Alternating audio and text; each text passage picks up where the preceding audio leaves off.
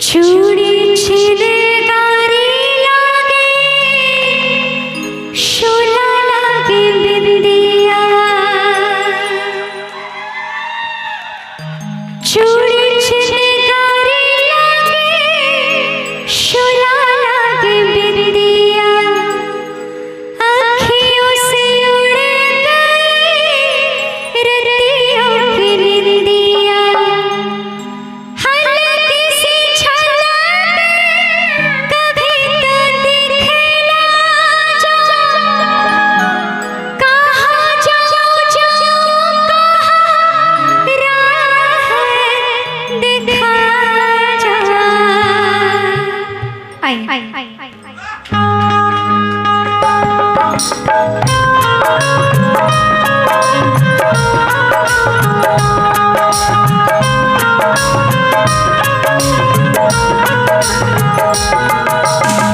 मितवारे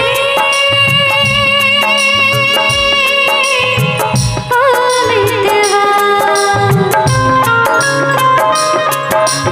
मितवारे ओ मितवा अरे कैसे दिन बीते कोई जतन बता जा कैसे दिन बीते कोई जतन बता जा कहाँ जाऊँ कहाँ राह दिखा जा कहाँ जाऊँ कहाँ राह दिखा जा मितवारे ओ मितवा मितवारे ओ मितवा ओ मितवा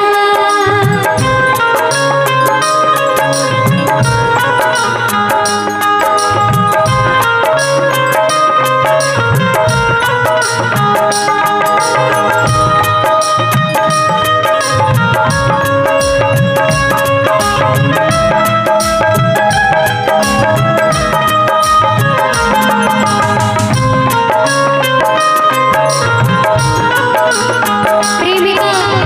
बड़े प्यारे से भाव में कहती है कि अभी अब चूड़ियां भी अच्छी नहीं लगती कैसे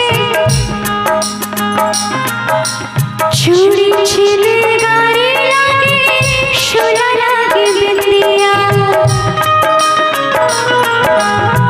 चूड़ी छिनगारी लागे शोला लागे बिंदिया आँखियों से उड़ गई रतियों की निंदिया हल्की सी झलक कभी तो दिखला जा हल्की सी झलक कभी तो दिखला जा कहाँ जाऊँ कहाँ राह दिखा जा मितवारे ओ मितवा मितवारे ओ मितवा ओ मितवा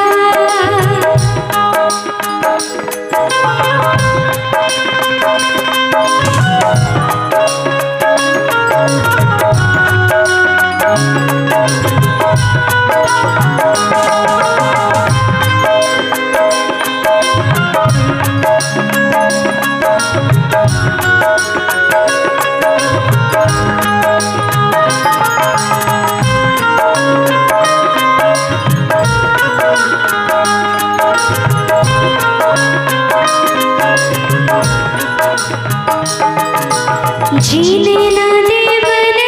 की प्यास अधूरी जीने ना दे मन की प्यास अधूरी तू भी तो न जाने क्या है मेरी मजबूरी ऐसे कोई कैसे जी तू ही समझा जा ऐसे कोई कैसे जी